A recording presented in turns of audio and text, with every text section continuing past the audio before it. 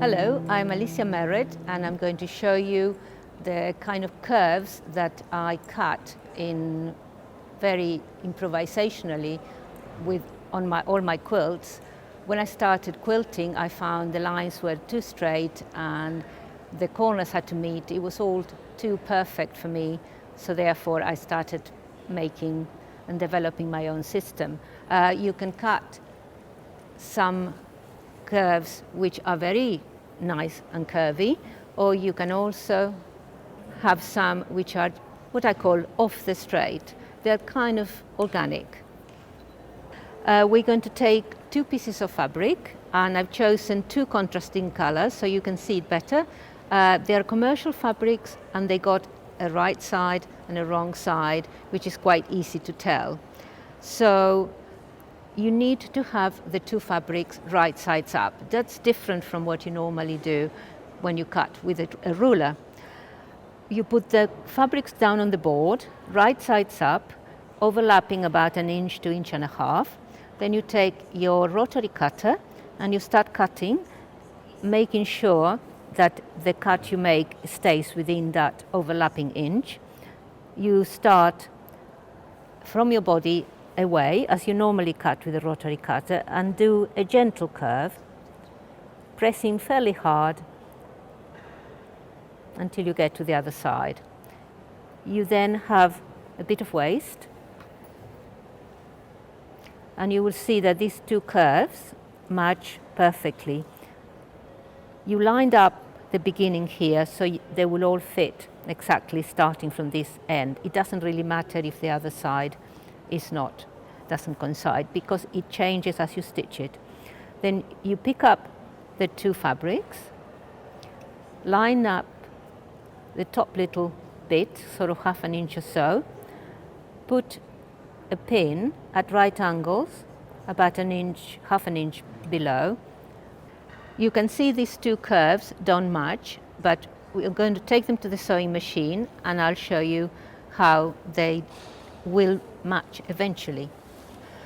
We put the fabric under the sewing machine. We're using a 1/4 inch foot, and you use the edge of the foot to follow the line. You can just put your needle down, then you can remove that pin and you start stitching. The first bit will be fairly straightforward. When you get to the point where the curve starts going one way and another, you leave the needle down so it holds your fabric. You lift the foot and rearrange the fabric so the 2 edges continue to coincide.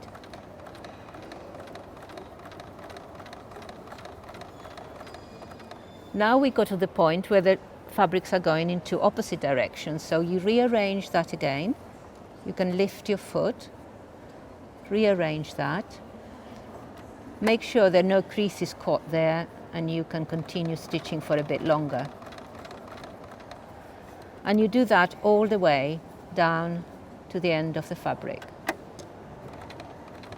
Sometimes you don't actually need to lift the foot every time. You can see that you can make small rearrangements without having to go all the way around. When they go really opposite sides, then you do arrange that.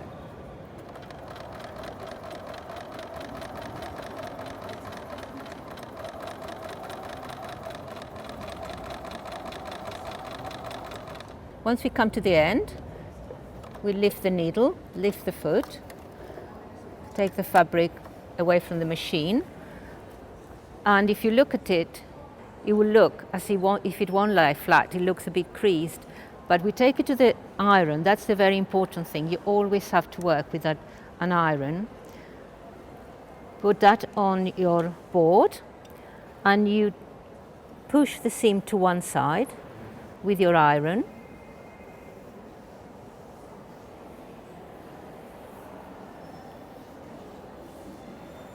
You can, if you wish, press on the back as well to make sure.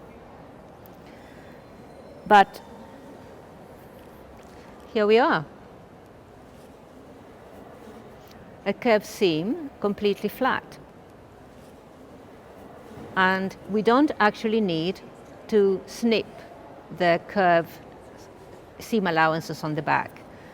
You can see they match at the beginning where you lined it up, but they don't actually match at the other end, and that's absolutely normal.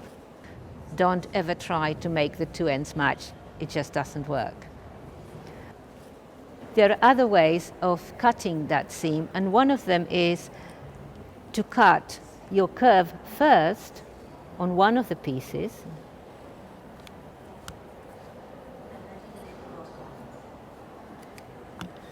and then you can put the fabric on another piece, line it up here as you did before, and then imagine that this curved piece is in fact a curved ruler, and you just follow it exactly.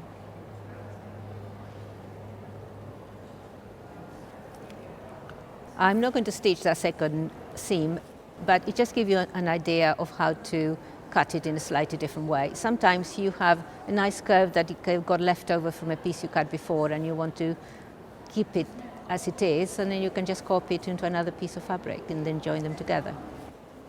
Now I'm going to show you how to apply these curves onto different types of blocks. And the first one I'm going to show you is how to do a checkerboard with curved seams.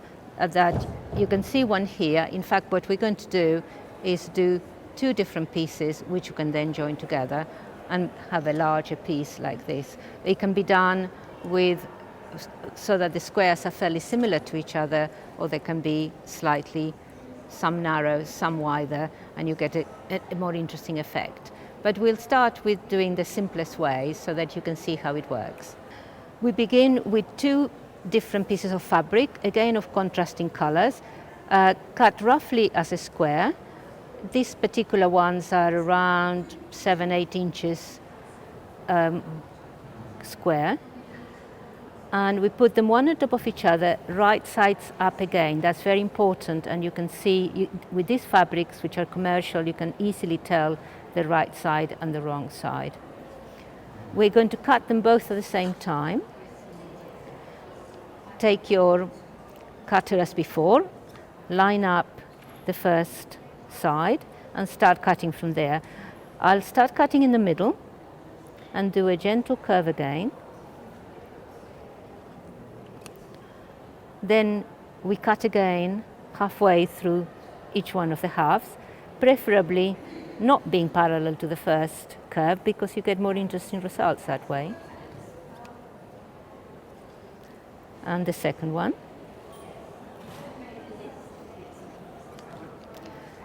And now we're going to separate them or alternate them. So you take the first thing, you slide it across, never turn it over, because then you change the side that's up. And you can see the curves will coincide perfectly.